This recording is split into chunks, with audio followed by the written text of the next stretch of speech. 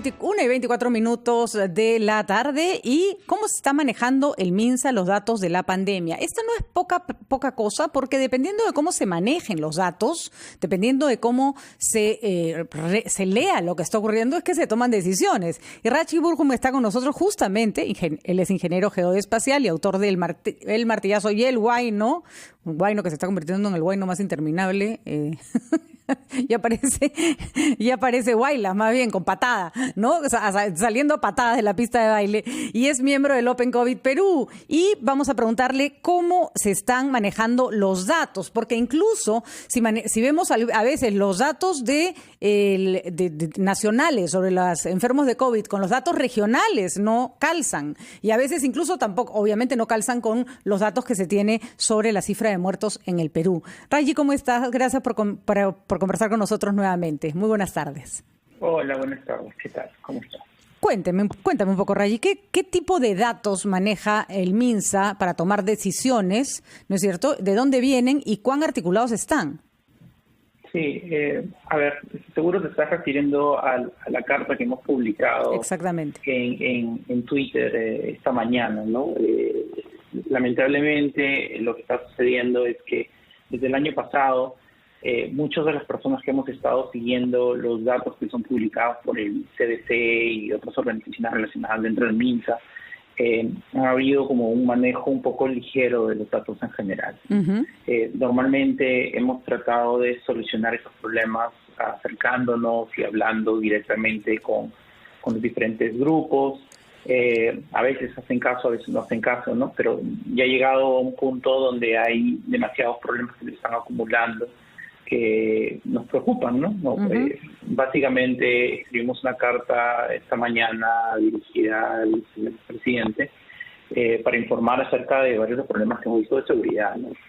Lamentablemente estamos encontrando servidores sin seguridad con ubicación de personas fallecidas por COVID, estamos hablando de servidores sin seguridad con ubicación de personas positivas, estamos hablando de archivos que se ponen en servidores públicos, claves que están puestas en servidores texto planos sin encriptación alguna, uh-huh, que dan acceso a sistemas hospitalarios importantes, ¿no? Con información personal de personas. Entonces ahí hay, y aparte de eso, aparte de esos problemas de seguridad en general con el tratamiento de los datos, estamos encontrando también un manejo un poco ligero por parte del CDC de cómo hacen los cálculos básicos de lo que presentan. ¿Y por qué es importante estos cálculos del CDC? Porque esos son los reportes que el gobierno utiliza para tomar decisiones. Exacto. Entonces, te comento, Raji, para que nos digas cómo es esto o cómo se manifiesta esto, que el exministro de Salud, Jorge Abel Salinas, ha dicho que en el MINSA hay hasta 8 unidades que analizan y reportan cifras, y muchas de ellas con datos recogidos de distintas maneras. Y cualquier científico sabe que para poder comparar, juntar y poner a todas las cifras, todos los datos bajo un mismo paraguas tienen que haber sido recogidos bajo una misma metodología. Uno no puede mezclar papas con camotes, ¿no? Claro. Mira, lo que yo te puedo decir es que en el Perú existe un Centro Nacional de Epidemiología, Prevención y Control de Enfermedades. Uh-huh. Ese es el CDC. Entonces, como su título lo dice, es el ente que está encargado del Centro Nacional de Epidemiología, Prevención y Control de Enfermedades. Es la que maneja los datos, la que hace los reportes de esos PDFs que nosotros extraemos información, o sea, haciendo tirar. Mira, cuando empezó la pandemia, está bien justificar que hay varios procesos que eran manuales, pero llevamos casi a un año desde que ha empezado esto y tenemos muchos procesos que son manuales y se nota en los resultados de los reportes cuando hay sumas que no encajan, restas que no encajan, problemas simples que se introducen cuando hay un problema manual, ¿no? Así es. Estamos viendo esa combinación, de problemas de seguridad, estamos viendo problemas en procesos manuales que no pueden seguir así. Que incluso, Raji, en algún momento ustedes se quejaban de que, por ejemplo, se mezclaban los resultados de un tipo de pruebas con los resultados de otro tipo de pruebas, haciendo una mezcolanza que no es igual una persona diagnosticada con una prueba rápida que uno con una prueba molecular, ¿no? Sí, adicionalmente hay que entender que estos reportes del CDC son los que finalmente acaba utilizando presidente para tomar decisiones de qué áreas entran en cuarentena focalizadas, ¿no? Entonces, parte de la queja inicial que estábamos teniendo, la crítica inicial que teníamos era, bueno, dame los indicadores de cuándo es que entro y cuándo es que salgo en un indicador. De acuerdo. ¿No? Y si no puedes hacer eso, es un problema. Vamos a ir a una pausa para que nos expliques cómo podría estar afectando esto, el hecho de clasificar a las regiones en nivel alto, alto medio, extremo, etcétera, y porque hay regiones que se quejan que dicen, oigan, nosotros nos han puesto en un nivel y nuestra situación es mucho más crítica de la que aparentemente el gobierno ve. Entonces es importante ese punto. Ya volvemos. Ray Brujo con nosotros, justamente está explicándonos sobre la carta durísima que le envían al presidente Francisco Sagasti, firmada por el equipo Open COVID, al que el señor Raji forma parte. Y es curioso porque hablando de un presidente que además respeta mucho la ciencia y que conoce el trabajo de la ciencia, es verdad que este no es un problema que llega con Sagasti, sino que se viene arrastrando. Pero vamos a decirlo con todas sus letras, la ministra de Salud es la misma. Es la misma hace muchos meses. Y esto es un reclamo que ustedes vienen haciendo hace tiempo. Y para resumir lo que hemos estado conversando con Raji, es realmente grave, porque hay información que se sigue pasando a mano, ¿no es cierto?, con múltiples errores, como han podido comprobar ustedes, y además servidores con información muy sensible sobre casos de personas, dónde viven, direcciones, teléfonos, DNIs, todo a vista y paciencia, sin contraseñas, en servidores que cualquiera puede entrar, como si no hubiera ningún respeto por una información que hay que decirlo. Por ejemplo, si usted quiere acceder a la historia médica de una persona en una clínica o en un hospital, se puede quedar esperando varios días y necesita varias autorizaciones, porque es información sobre la salud de la gente que le sirve al país para tomar decisiones, pero que no debe estar a merced de cualquiera. Rayi, esto además de la improvisación, porque ustedes señalan que con procesos simples se podría resolver y sin embargo hay un tema de dejadez, ¿no es cierto? No me imagino que poner buenas contraseñas y proteger servidores sea pues un tema de alta tecnología. Esto obviamente genera desconfianza en los datos, tal cual ustedes lo señalan en su carta, pero me gustaría saber cuánto afecta el hecho de que se puedan estar tomando decisiones sobre la base de data incompleta, mal puesta, no protegida. Bueno, a ver, la mejor manera de generar confianza con la población es tener transparencia, en mi opinión personal. En casos como este, sobre todo, Raji, ¿no? Sobre todo en casos como este, aunque la información sea dura, ¿no?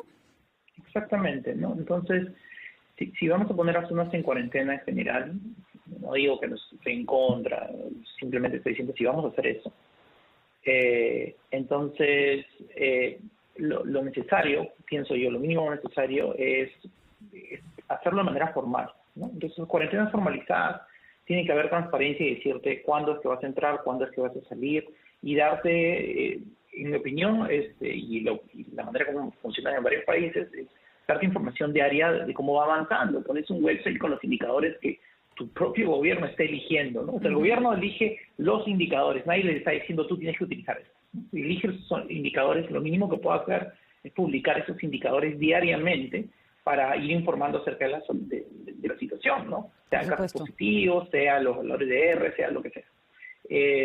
Sí, la población, conforme van avanzando los días, sabe si la cosa está mejorando o no. Y no esperar 2 semanas, no sabe absolutamente nada hasta que llegue el día y te dicen, bueno, vamos a extender, no vamos a extender. Al final tiene que haber un sustento con datos duros, ¿no? Esos reportes que genera el CDC en general están con problemas de como hay tantas manos, como hay tantos procesos manuales, entonces son propensos a errores. Y yo entiendo con ciertos reportes, digamos, en el Estado, que si hay procesos manuales y un proceso a errores no es la gran cosa, pero cuando estamos hablando de esta situación, una situación donde hay vidas, una situación donde estamos haciendo paros económicos y ciertas cosas, es totalmente necesario, en mi opinión, tener full transparencia y seriedad de cómo se manejan esos datos. Y lamentablemente, en el CDC actualmente no estamos teniendo seriedad. Y cuando no se tiene seriedad en esos datos, ¿se pueden estar tomando decisiones equivocadas, por ejemplo, poniendo una región en alto riesgo cuando en realidad ya está en riesgo extremo o viceversa? Definitivamente. Definitivamente. Porque se toman las decisiones sobre la base de datos oscuros, poco claros, a veces hasta equivocados, ¿no es cierto? Exacto. Lo que queremos al final es de que es imposible automatizar todo. De acuerdo. ¿No? Pero sí hay procesos actuales que necesitan una auditoría de un ente externo del CDC que mire y que digan exactamente qué está pasando y que den una opinión objetiva. No puede seguir de la misma manera. En otros países del mundo, las universidades están cumpliendo una labor muy importante con respecto a llevar las cifras, revisar las cifras, sacar un poco las conclusiones. Me imagino que con data que le ofrecen los gobiernos. ¿Debería haber algo así acá? Digamos que un grupo de universidades, que las hay buenas, ¿no es cierto?, pues pienso en la UNI, pienso en la Católica, pienso en Cayetano, puedan poner a su disposición no solo su talento personal, sino sus equipos para que esto sea mejor elaborado? Bueno, sí ha habido interacciones, obviamente, durante la pandemia con ciertos elementos del gobierno en general, pero pienso que lamentablemente también tenemos varios ejemplos de cómo gente externa a una institución del MINSA ha intentado ayudar sea con el oxígeno, sea con las llamadas, sea con los mensajes digitales, con el rastreo de contactos, con la generación de reportes. Yo puedo hablar por horas acerca de diferentes cosas, ¿no? Y al final no hay, digamos, un deseo de recibir esa ayuda realmente o un proceso de cómo hacerlo, ¿no? Lamentablemente... No hay esa sinergia, digamos, ¿no? Sí, exacto. Y Raji, ¿esto es muy difícil de resolver? Es decir, ¿estamos ante un problema que ya se salió de las manos al gobierno o todavía se está a tiempo para manejar la data de manera correcta? No, siempre hay tiempo para hacer eso, ¿no? Y hay bastantes... Lo que se tiene que hacer es mirar los procesos manuales y automatizarlos. Mira, en los últimos 10, 15 años han habido muchas tecnologías de código libre que han salido, que te ayudan a automatizar esos procesos. El problema es que si tienes una persona que nunca ha utilizado, que toda su vida ha utilizado la misma tecnología, tipo Server, Oracle, lo que sea, nunca ha visto proyectos de Hadoop, de Apache, de otros lados de código libre en general, a veces hay un sesgo interno al no intentar utilizar otras herramientas. En todos los otros países. Exacto, pero ya este tipo de tecnología ya existe por más de 10 años. Yo no me imagino a nadie que lleve contabilizaciones manuales casi de nada, ¿no? O sea, casi desde un teléfono inteligente, desde una computadora con el programa adecuado, se debería poder llevar digamos, digitalizar todo lo que se necesita. Claro, en mi opinión, el presidente debería tener la habilidad de apretar un botón y saber cuál es la situación actual al segundo de lo que está pasando en todo el país con los casos del COVID. Exactamente. Debería ser así. Y además que si bien puede haber información confidencial, que cierta parte de esa información esté abierta a la ciencia y otra abierta a todos los peruanos para saber qué es lo que está ocurriendo. Raji, la carta es muy fuerte, es muy importante y creo que no debería ser respondida con un silencio, que es lo que pasa muchas veces. Entendemos que el gobierno puede estar desbordado, pero de nada sirve tomar decisiones sobre la base de datos que no son los adecuados. Te agradecemos muchísimo, Regi, por tu trabajo, a ti y a todos los representantes del Open COVID Perú, que en realidad te están haciendo un trabajo totalmente desinteresado, de ayuda y de apoyo. Ojo, no son unos pinchaglobos, simplemente dicen dónde hay que poner la atención y están buscando la verdad. Muchísimas gracias, Regi, siempre por tu trabajo. Muy buenas tardes.